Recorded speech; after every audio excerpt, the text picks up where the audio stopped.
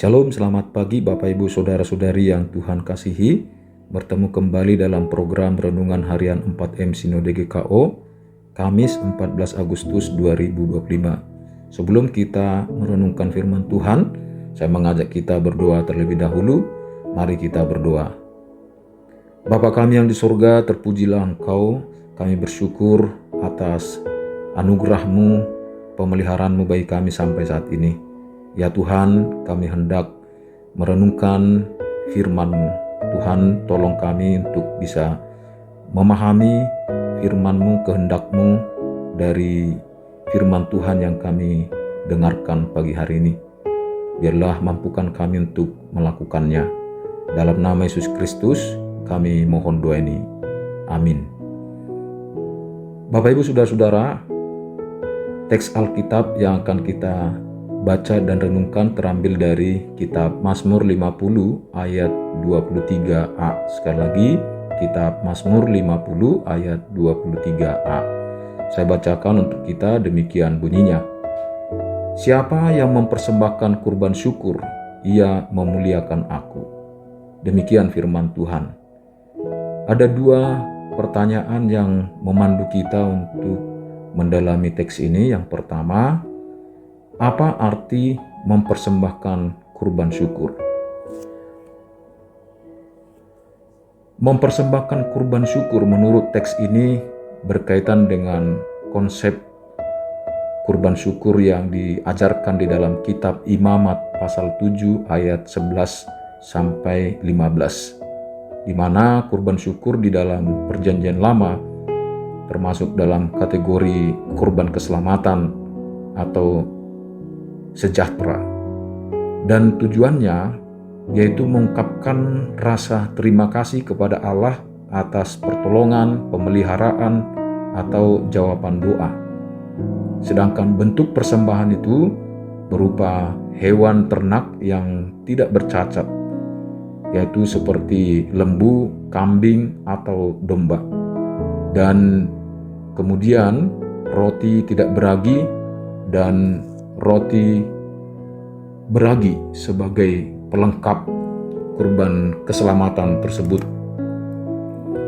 Kemudian kurban ini sebagian dagingnya dibakar untuk Tuhan, sebagian lagi dimakan oleh yang mempersembahkan bersama keluarga dan orang Lewi pada hari yang sama.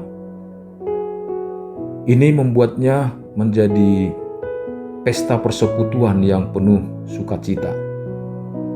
Mereka mempersembahkan kurban syukur itu ketika mendapat keselamatan dari bahaya, panen, kemenangan, dan kelahiran anak. Namun di dalam kitab Hosea dan kitab Mazmur, di sana dijelaskan tentang kurban syukur. Dalam kitab Hosea itu ditegaskan bahwa syukur sejati itu bukan hanya formalitas kurban hewan, tetapi hati yang mengakui kebaikan Allah. Misalnya Hosea 14 ayat 3, di sana dikatakan, marilah kita mempersembahkan kurban bibir kita. Lalu di dalam kitab Mazmur sering menghubungkan kurban syukur itu dengan pujian. Misalnya di dalam Mazmur 50 ayat 14, Mazmur 116 ayat 17. Artinya kurban syukur itu berupa tindakan ibadah dan kesaksian hidup juga. Sedangkan di dalam Perjanjian Baru, kurban syukur itu tidak lagi berupa kurban binatang, karena Kristus sudah menjadi kurban yang sempurna. Di dalam Ibrani 10 ayat 10 sampai 14, kita ingat perjamuan kudus adalah puncak ibadah syukur, yaitu mengenang, mensyukuri karya keselamatan Kristus dengan hati yang penuh terima kasih.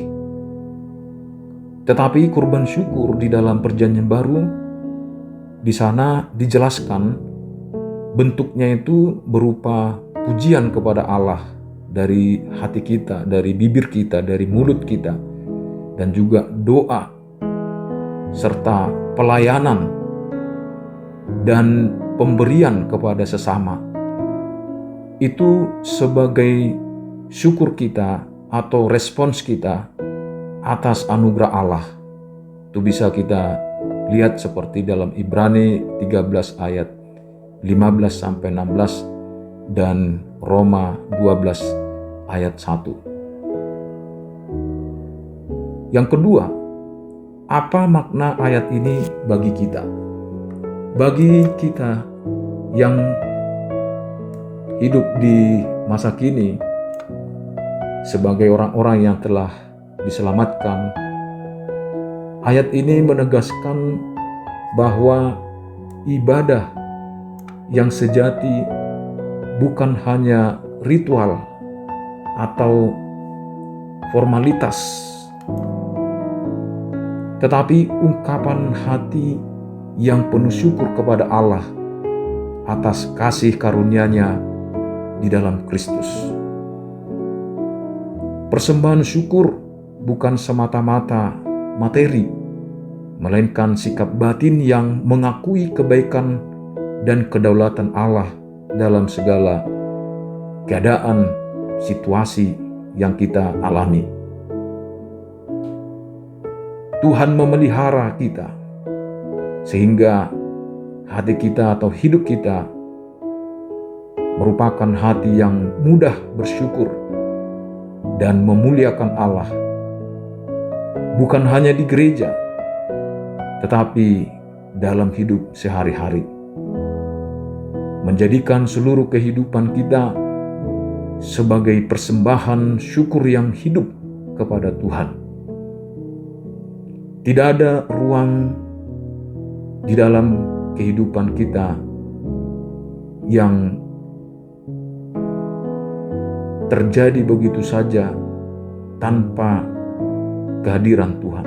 Artinya, dalam setiap kehidupan kita, Tuhan hadir, dan ketika Dia hadir, kebaikan-Nya selalu menyertai hidup kita.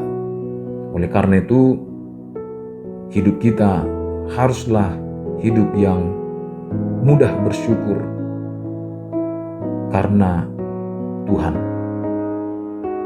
Hidup bersyukur melalui pujian kepada Tuhan, melalui doa, pelayanan, dan juga pemberian kepada sesama.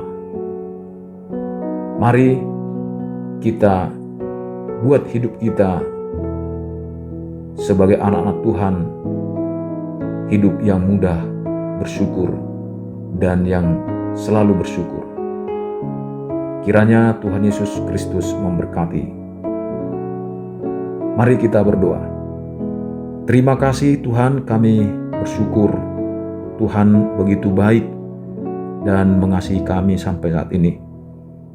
Kami bersyukur banyak hal yang Tuhan lakukan di dalam kehidupan kami, banyak hal yang Tuhan kerjakan atau jawab segala doa pergumulan yang kami alami.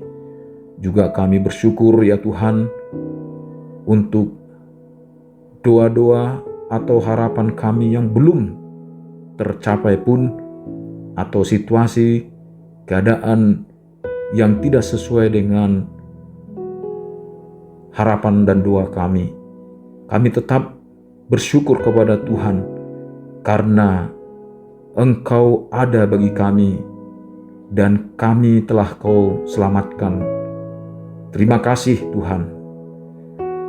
Ya Tuhan, ajarlah kami terus, mampukan, kuatkan kami untuk hidup bersyukur, baik itu berupa pujian, doa, bahkan pelayanan, dan juga pemberian-pemberian, baik itu yang kami lakukan di rumah Tuhan kepada sesama, sehingga kehidupan kami terus menjadi saluran kebaikan Tuhan untuk kemuliaan bagi nama-Mu dan untuk orang lain. Terima kasih Tuhan. Berkati kami semua yang mendengar, biarlah nama Tuhan dipermuliakan. Dalam nama Yesus Kristus, kiranya damai sejahtera Allah yang melampaui akal, itulah yang melihara hati dan pikiran kita dalam Kristus Yesus. Amin.